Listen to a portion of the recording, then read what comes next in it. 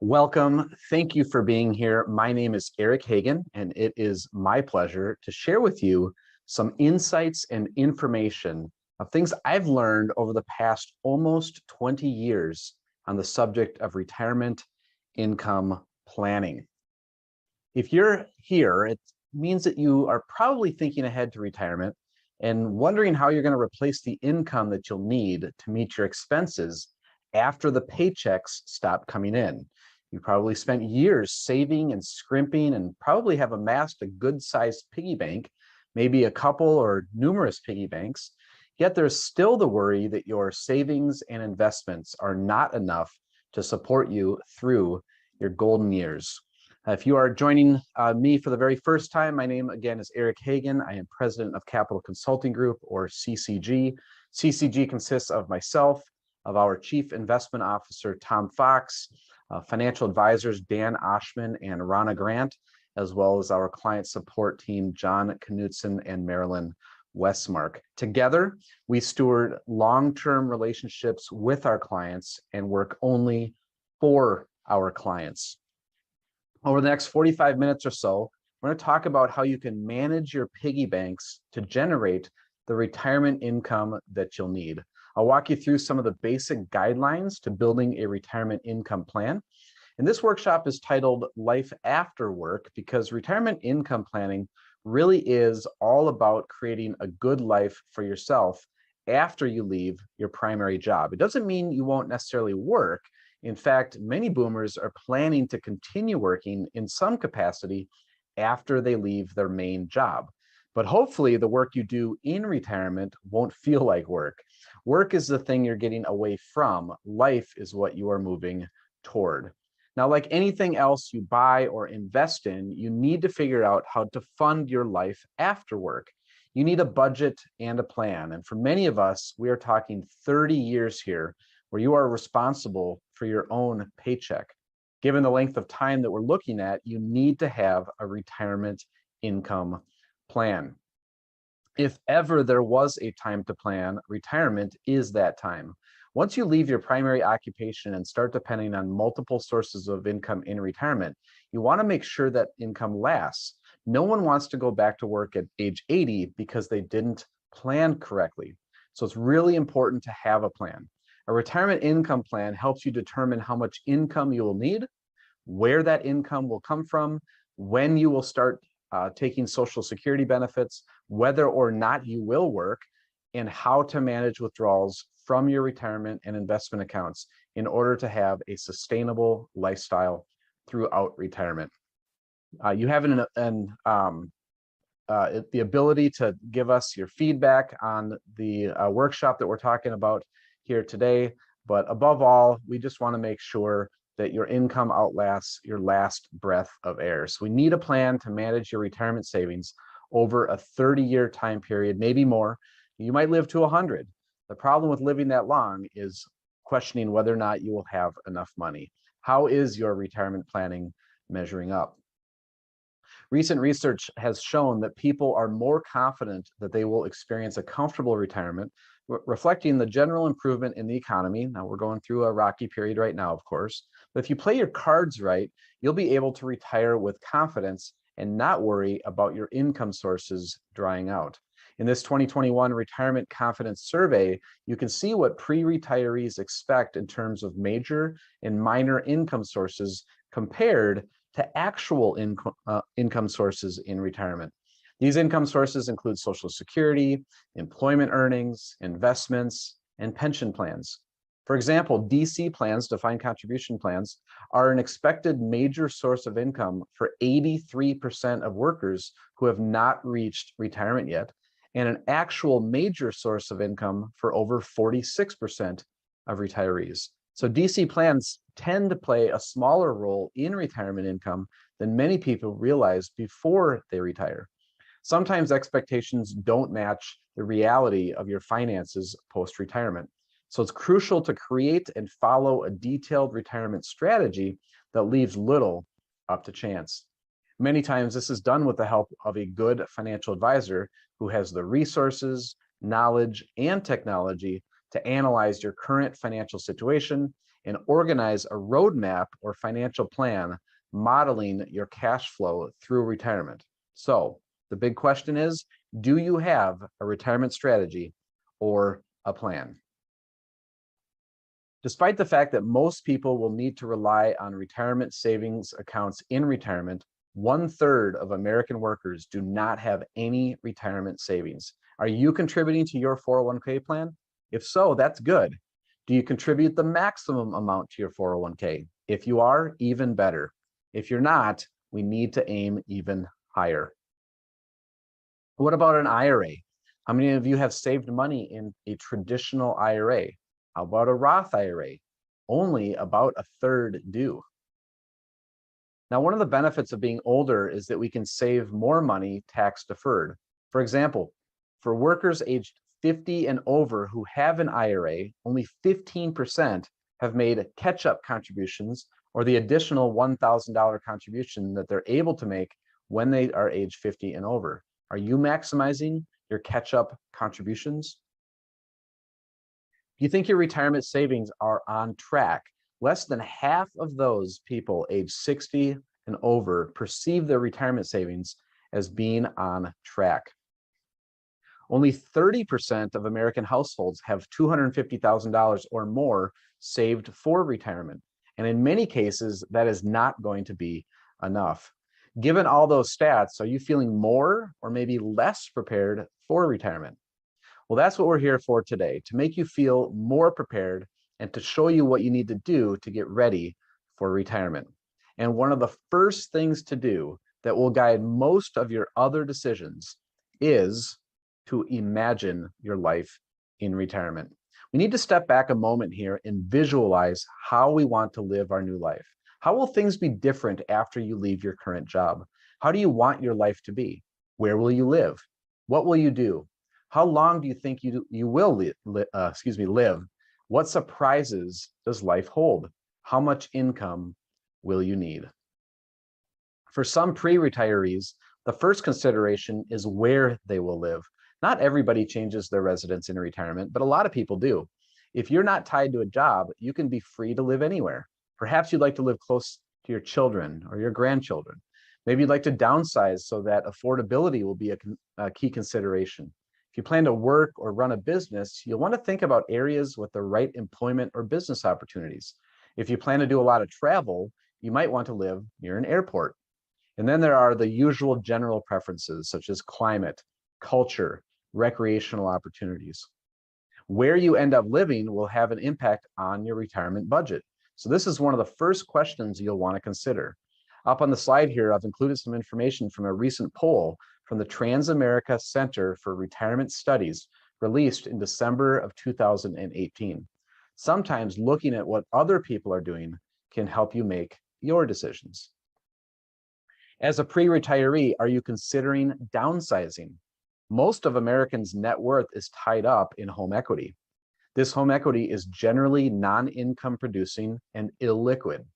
Now you can unlock some of this home equity with financial instruments such as reverse mortgages, but they can also hamstring your flexibility later in life.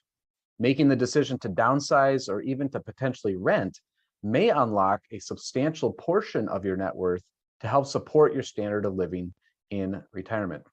Studies show that home values since 1900 have grown an average 3.1% per year. So for some folks, it may be better to invest your money elsewhere. Also, consider how much of your savings are tied up in the house and the resulting maintenance, taxes, insurance, and other expenses. If you continue to own, you should consider right-sizing your home, which may mean potentially downsizing the 4-bedroom, 3-bath home that you currently live in to a 2-bedroom, 2-bath home that may be more appropriate and less costly to maintain for your current and future needs. Or maybe you need a bigger house, I don't know. But you and your spouse and family need to think through some of these issues and determine what you will need in retirement. If you're not working anymore, how will you fill your time? From a financial perspective, daily activities fall into one of two categories: income generating activities and expense generating activities. If you work or run a profitable business, you'll be generating income from your daily activities. On the other hand, if you're not working, you'll need to fill your time doing something different. Unless you plan to take walks and read library books all day, you may end up spending money on travel, hobbies, and entertainment. There's nothing wrong with this, but you'll just have to factor these expenses into your budget. And of course, if you plan to start a new business, don't forget that it may not be profitable at first. Count your business startup activities as expense-generating activities until it becomes profitable, and be sure to factor these into your budget. People can spend almost as much money in retirement as when they worked. An industry rule of thumb is to expect to spend about 70% as much per year in retirement as you did while working.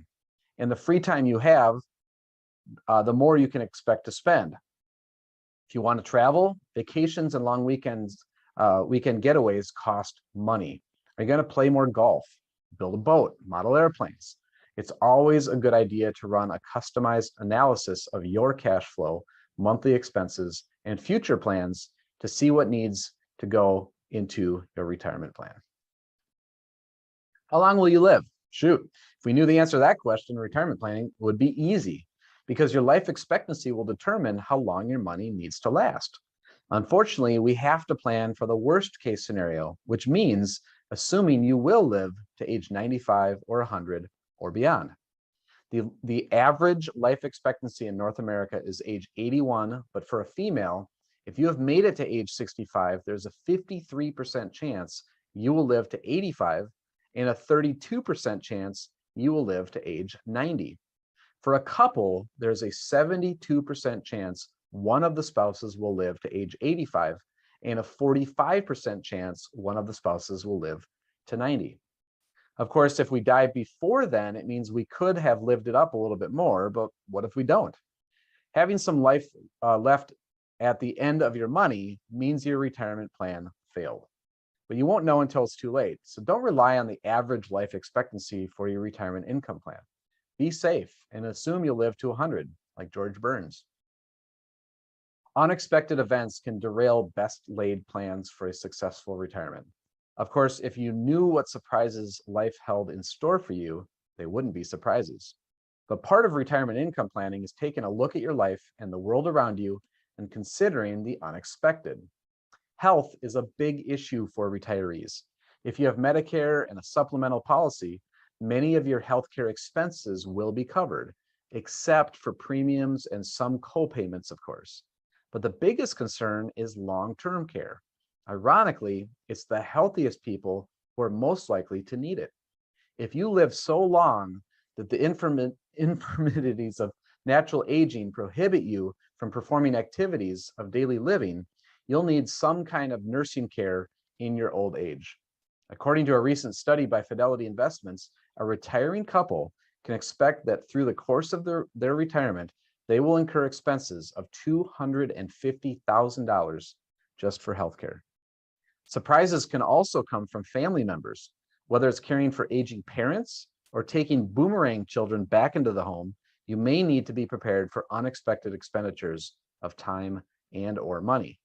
Plus, the economy always seems to be full of surprises. Stock market fluctuations could cause your investment portfolio to decline in value, and there is truth to the theory that market declines hurt much more than gains help, especially when you are withdrawing from your portfolio. In addition, interest rate changes could decrease the value of your bonds. That's been a big deal this year, here in 2022.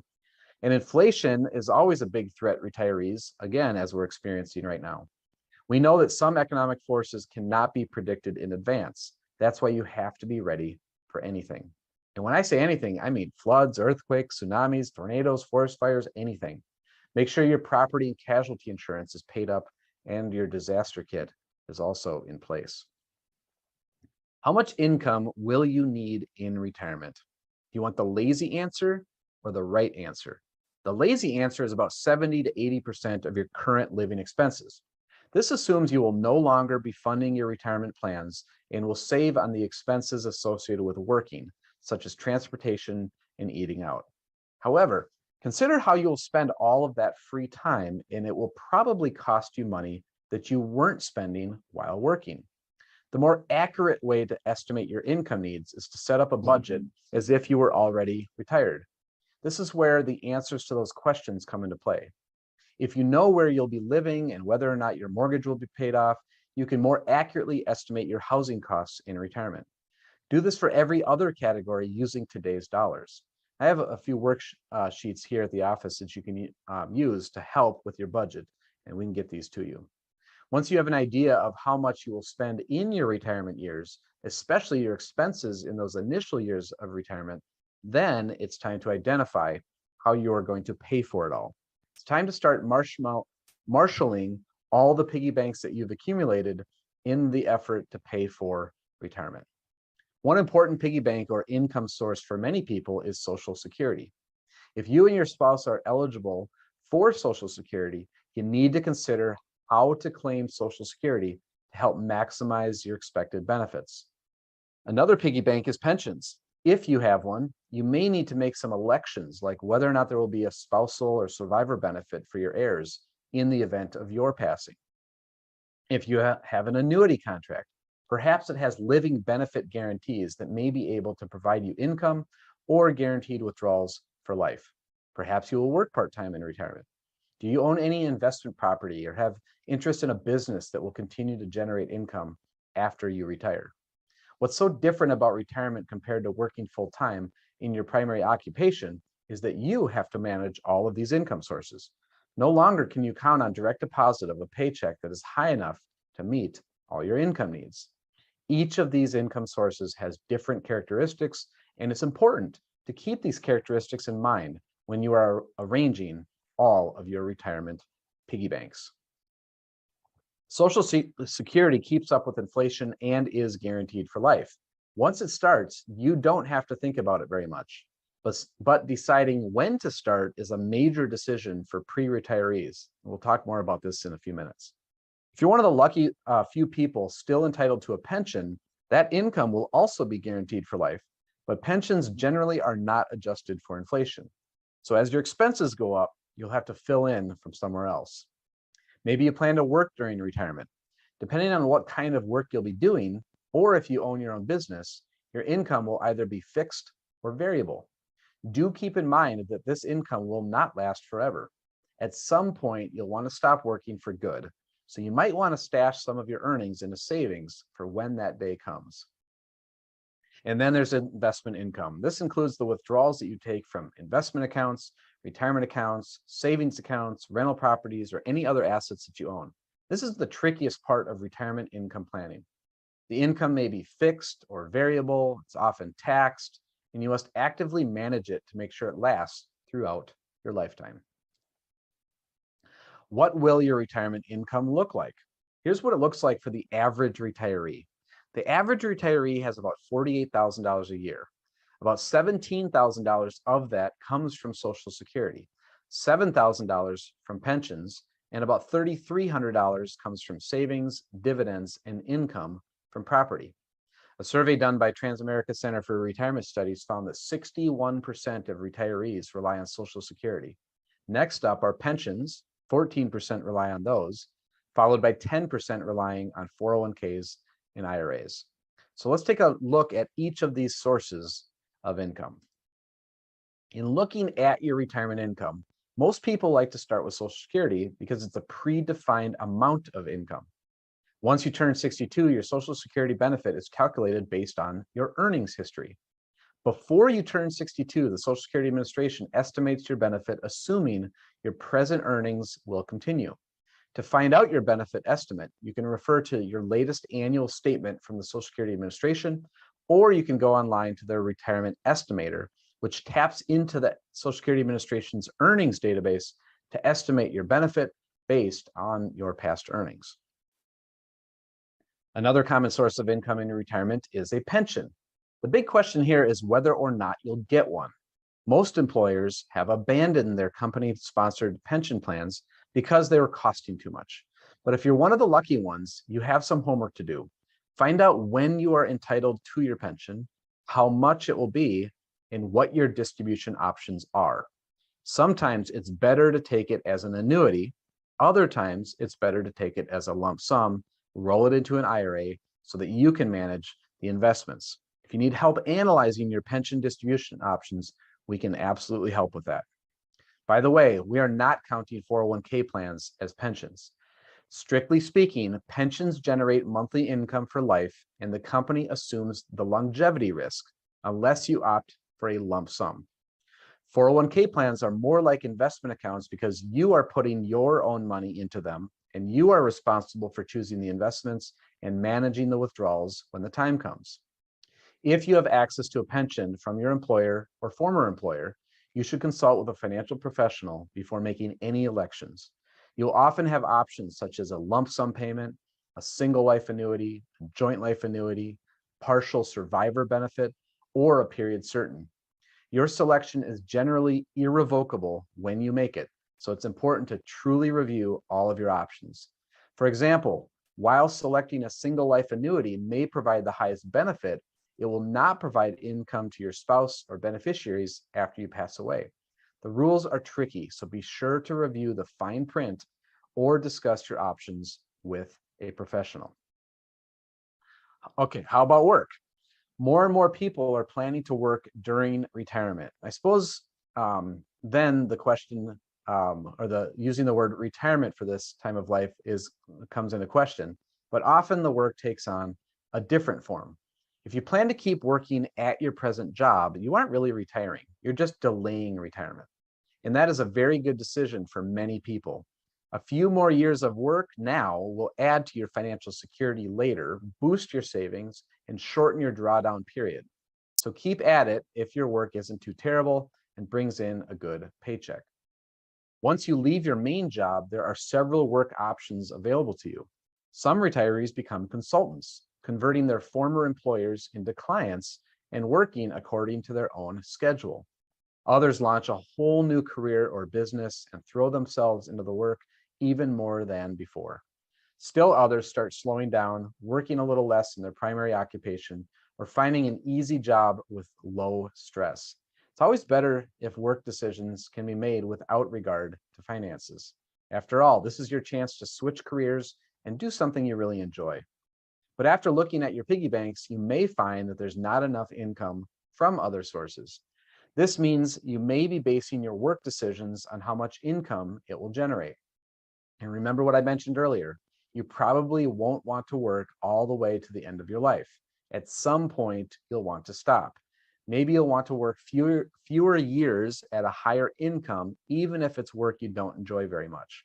Or if you find work you really like that doesn't pay very much, if it isn't too physically demanding, you'll be able to continue at it for many years. These are all the things to think about when putting together a retirement income plan. Another potential income source in retirement is an annuity. An annuity is similar to a pension in that it can provide guaranteed income. However, it's funded through your own personal investments and not by your employer. Do you have an existing annuity? Or have you been considering an annuity as a potential investment for income replacement? An existing annuity may have living benefit riders or an annuitization option, which may be able to provide a guaranteed income stream or a withdrawal benefit for the rest of your life. Annuities are generally complicated, expensive, and there are often penalties or withdrawal charges associated with the contracts. While they offer tax deferral, withdrawals are often taxed at ordinary income tax rates. If you're considering an annuity as part of your retirement plan, look closely at the prospectus and work with an advisor to explore all of your options. You have many, and the potential costs of each. Through our lives, we acquire a lot of different piggy banks that we stuff with money for different reasons.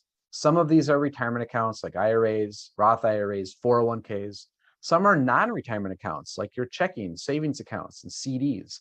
All of these accounts are important because they represent piggy banks stuffed with your savings that you will eventually use to fund your retirement.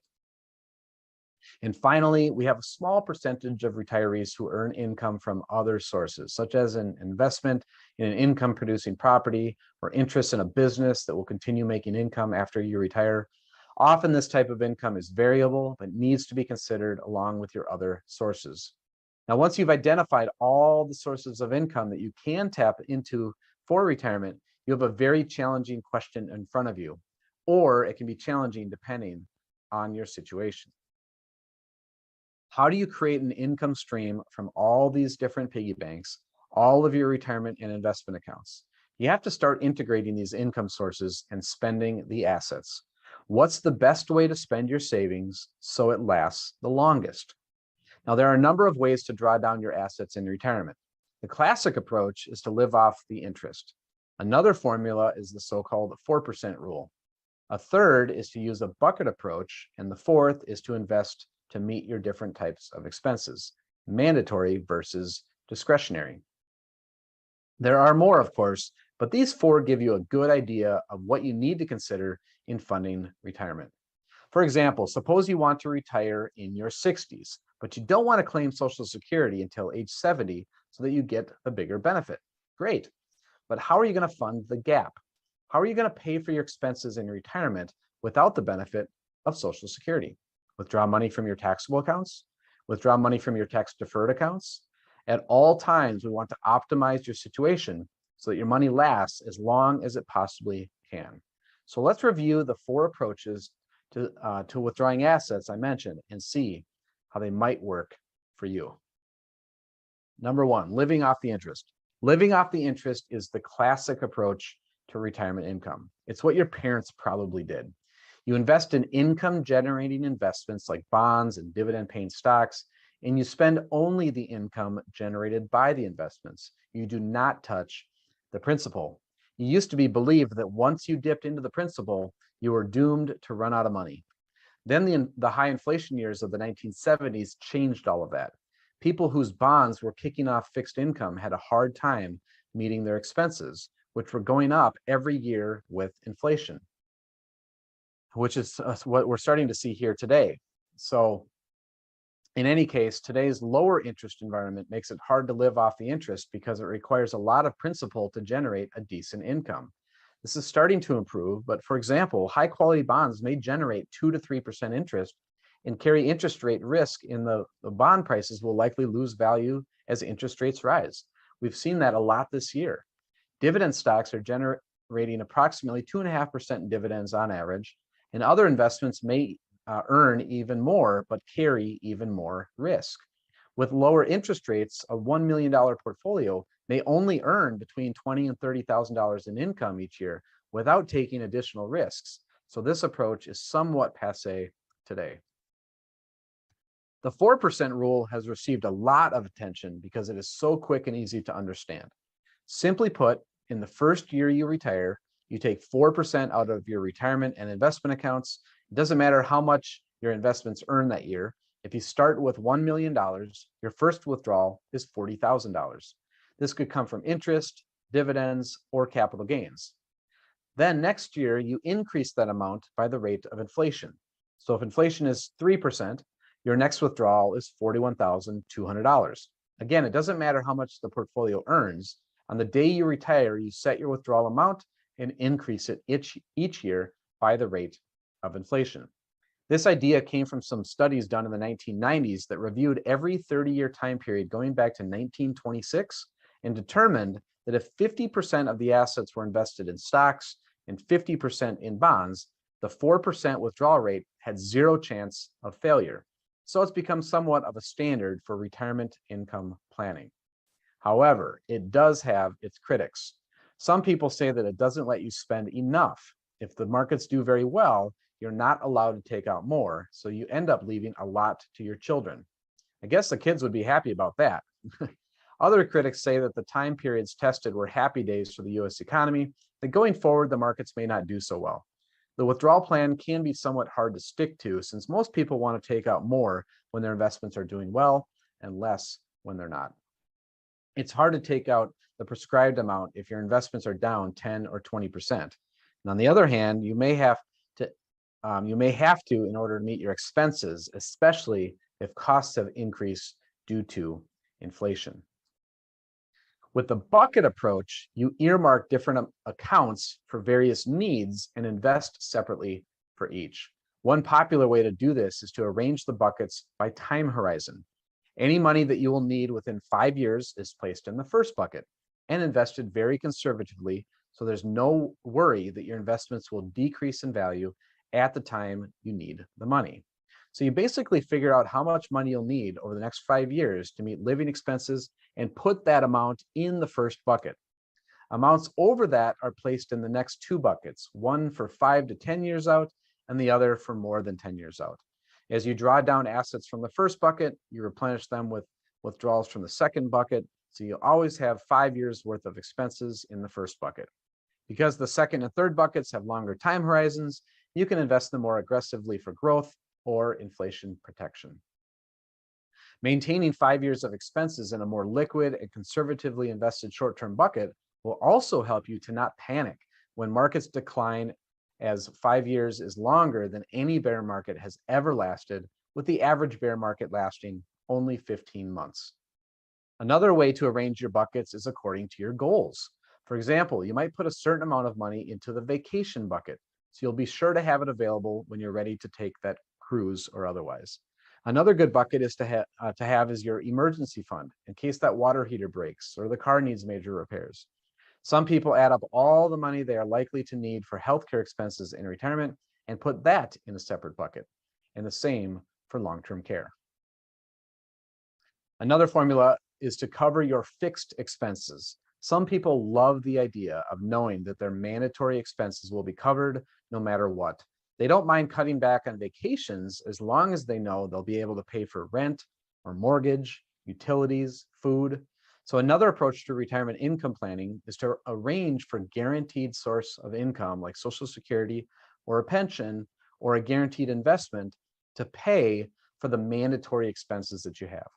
Then you invest the assets that will be used for discretionary expenses like travel and entertainment in vehicles that offer growth potential or inflation protection. For example, if your mandatory monthly expenses are $5,000 and you're receiving $2,900 a month from your combined Social Security benefits and $1,600 a month from your pension, you may secure an annuity to generate the additional $500 per month in income required for your mandatory expenses and invest the rest of your portfolio in more variable or income producing investments to generate enough cash flow to pay for things like vacations, gifts to loved ones, and hobbies. As you can see, there are a number of different ways to arrange your buckets depending on your own unique situation.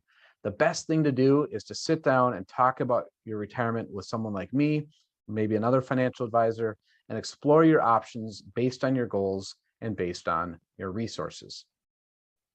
All right, so now let's look at the pros and cons of each approach for drawing retirement income. Live off the interest. Again, this one is very simple. Just invest in interest or dividend paying securities and only spend the income thrown off by those investments. The downside is that in today's lower interest rate environment, you won't be drawing very much income. For example, $1 million portfolio may generate between $20,000 and $30,000 per year in income without taking on significant credit and market risk. Also, most fixed income investments don't offer inflation protection.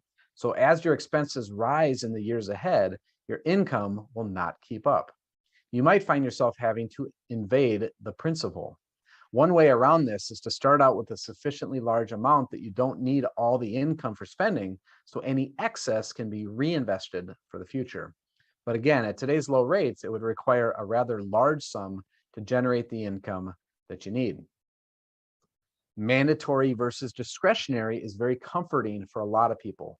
When your basic living expenses are guaranteed in some way, you can be assured of staying in your home and not starving.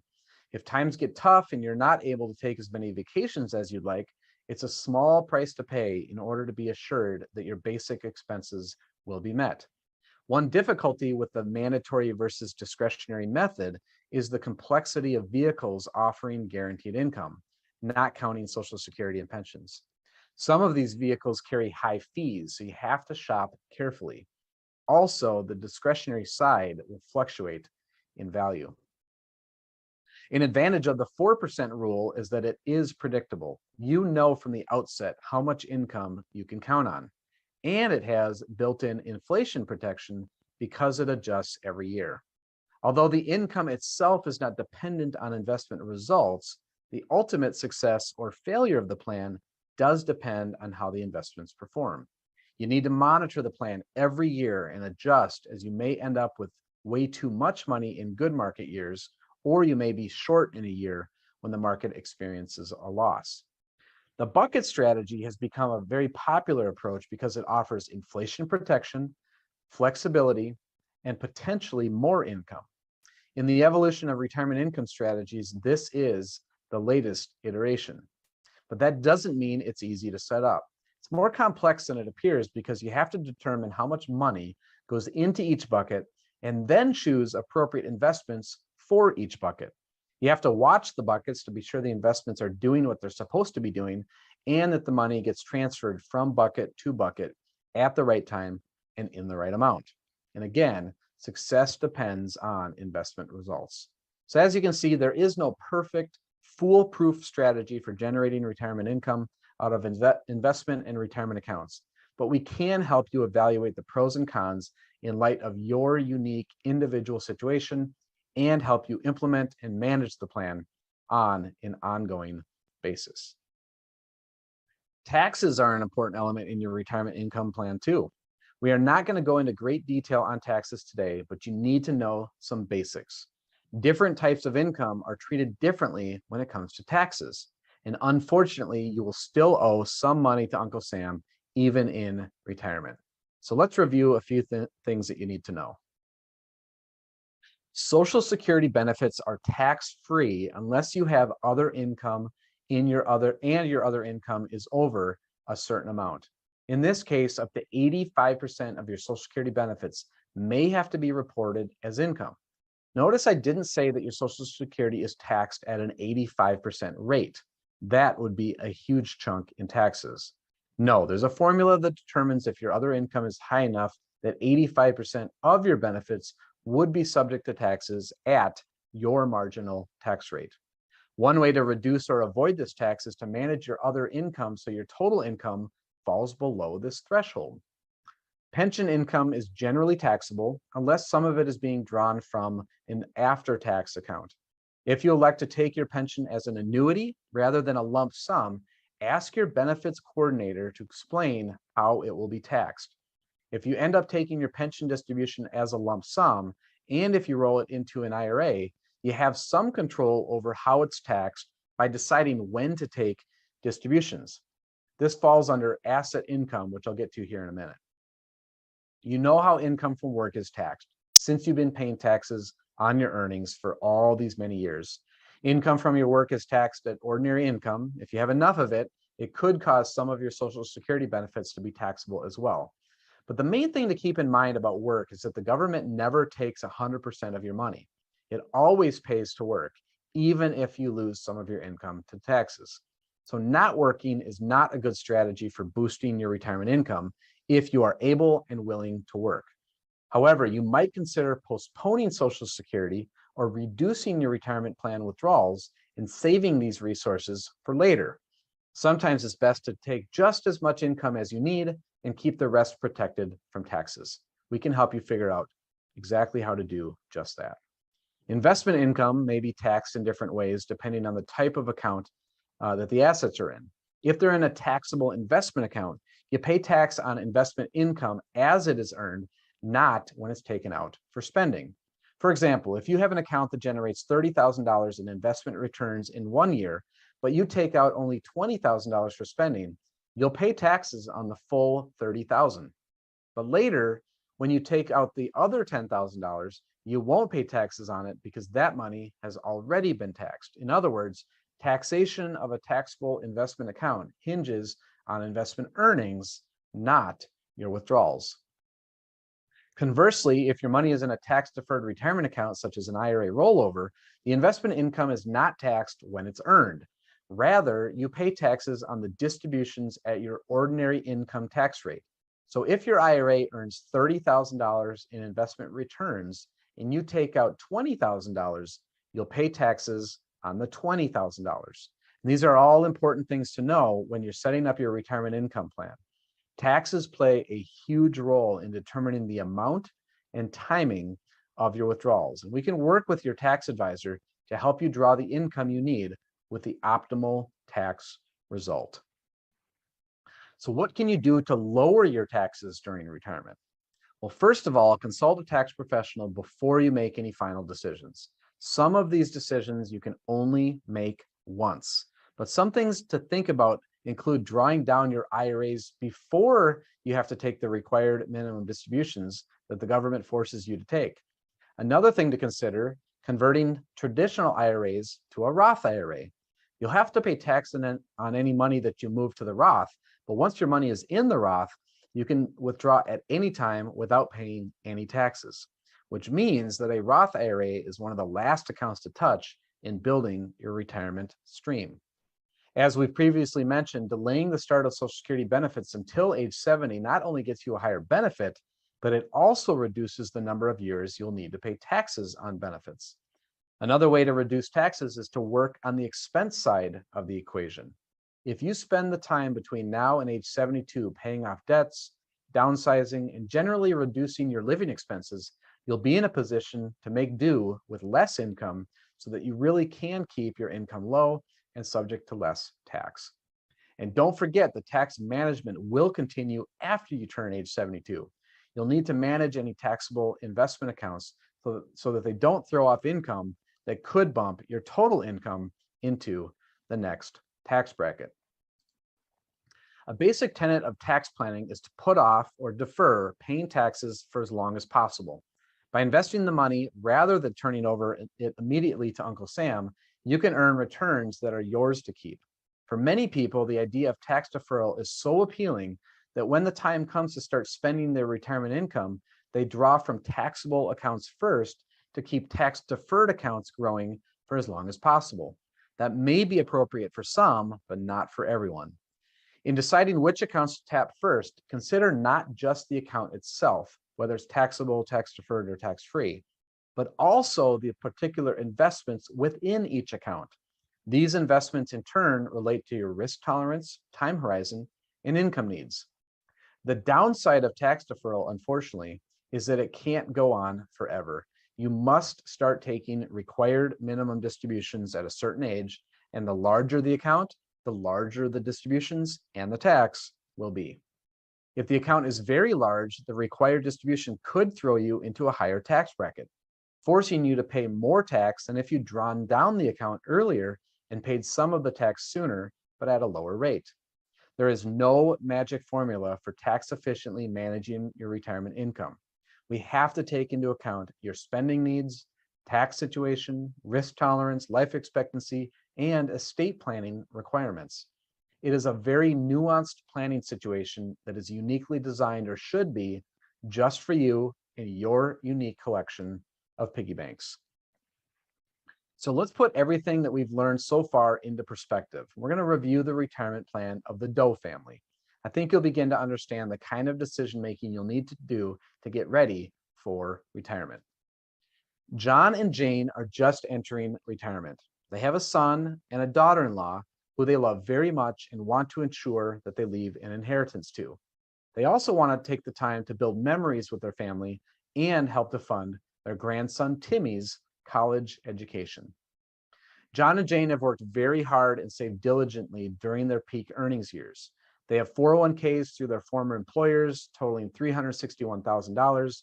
They each have a Roth IRA totaling $253,000, and they have a joint stock account totaling about $286,000. They also have been making extra payments to their mortgage at the end of each year and have a current home equity of $325,000. John and Jane have a net worth of about $1.2 million. John and Jane will receive guaranteed income of $55,000 per year in retirement, coming from a combination of Social Security and a pension. They have $73,000 in living expenses per year, and through year 2023, they will have mortgage payment of $20,712, totaling $94,000 per year in expenses for the next few years. When we're able to organize your income sources, expenses, and make some base assumptions about your investments, we can analyze your cash flow over your life expectancy, in this case assumed to be age 95 for John and Jane. And as you can see, we can project that John and Jane's investments and income sources will support their standard of living throughout their retirement. One of John and Jane's objectives was to leave a legacy for Tim and Cindy. And as you can see, under our assumptions at their passing, there could potentially be an estate of $1.3 million, which is made up of their portfolio assets and their home. John and Jane also want to gift funds to their grandchild to help fund his college education and take time to build memories on a few family vacations. If John and Jane gift $5,000 per year to a Section 529 college savings plan for Timmy and spend $10,000 every other year for the next 10 years to take their entire family on a vacation, we can model that they are still projected to have enough portfolio assets to sustain their standard of living through their retirement. Because markets and financial situations are always changing, you will note that we have modeled that John and Jane spread out their gifting over a period of 10 years so that should their financial situation change, they can scale back on these goals later. You should review your plan at least once every year. So now let's take a look at how this gifting has changed the value of John and Jane's estate. When Jane passes, her estate is assumed to have a value of approximately $852,000, which is $500,000 less than before gifting was done. You will note that due to the gifting, the majority of John and Jane's liquid assets have been spent by age 95, which would cause a needed downsize or scaling back of living expenses. And that's where an advisor can help. They can help you balance your goals with your financial resources. In the case of John and Jane Doe, we can help them balance their desire to be generous with their children and grandchildren and support their own standard of living in retirement. You should consider what your financial and personal priorities are in retirement and consider working with a professional to determine how best to balance your priorities. All right, so now you are filled with all sorts of information. You've got all these ideas. What should you do next? First, I'd recommend that you get some books on the softer side of retirement planning, the ones that talk about what to do with the rest of your life. These books can get you thinking about how you want to design your own life in retirement. Just go to Amazon and start browsing. Next, get all of your papers together. Compile all your account statements so you know which assets you have in which accounts. Grab your retirement account statements so you'll know what you have there. Gather up your credit card statements to use in drawing up a budget. Pull out your latest tax return. It contains a wealth of information that can help with retirement income planning. Gather your insurance policies, including health, life, auto, home, long-term care if you have it. These will help us determine the amount of protection that you already have. Find your latest Social Security statement. If you don't have it, go to the Social Security website, run the retirement estimator, and write your benefit estimates down. You can go to ssa.gov/estimator. And finally, pull your estate planning documents together, your will, your trust if you have one, your advance directive for healthcare. What? You don't have one? At the same time that you're working on your retirement income plan, you might as well get all of your affairs in order. After all, you really don't know what will happen after you're done listening to this message here today. Make a list of all your questions and concerns. And I'm sure many questions came up in the last 50 minutes or so. Write them down. As you focus on what you've learned here today in the days and weeks ahead, jot your questions down and make a to-do list. There are a lot of issues in building your retirement income plan, and it takes all hands, both yours and your trusted advisors, to protect and manage your retirement savings. Some of these areas that we've touched on today, like life planning or visualizing your retirement, how you want to live is very important, something you may not have even thought about a lot for yourself, yet it affects your next 30 years. That's why we or any good financial advisor will ask you so many questions. We're trying to get you thinking about the kind of life you want to lead in retirement. If you need help budgeting, we'll help you put pencil to paper and work with you to draw up a retirement budget and identify your potential sources of retirement income. We can help you manage your accounts. Most people at retirement have a bunch of different accounts. taxable investment accounts, individually or jointly owned, IRAs, Roth IRAs, maybe even an inherited IRA. We can help you coordinate these various accounts and set up a withdrawal program that works for you. We'll also help you manage required minimum distributions. We didn't talk a lot about these here today, but if you have an inherited IRA or if you're over age 72, there are rules about how much you have to take out of IRAs. We can help you manage these RMDs so you can avoid the penalties. And we can also help with portfolio management. We offer a variety of investment and financial solutions, and we will recommend the ones that are in your best interest and help you manage them on an ongoing basis. What I've described here is a process that we've developed over many years to help you get from where you are now to where you want to be. We call it our CCC or 3C process: clarify, consult, capitalize. First, we can help you see your entire financial situation today. Second, we can talk about all the things that you're doing well today so that you can keep doing more of them. And we can talk about the areas that either need work or that are keeping you from accomplishing your goals. And lastly, if a new opportunity presents itself, we can help you capitalize on it by putting your plan to work.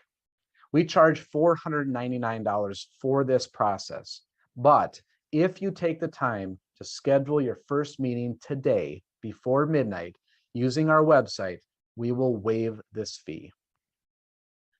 So I hope I've given you enough incentive to head to the website, schedule that first meeting, and get this process started so that we can help you get from where you are now to where you want to be. So with that, I want to thank you all for spending some time here today. This concludes today's presentation. And again, just want to thank you for taking the time here today. I hope you have a wonderful rest of your day, and I hope to see you on the calendar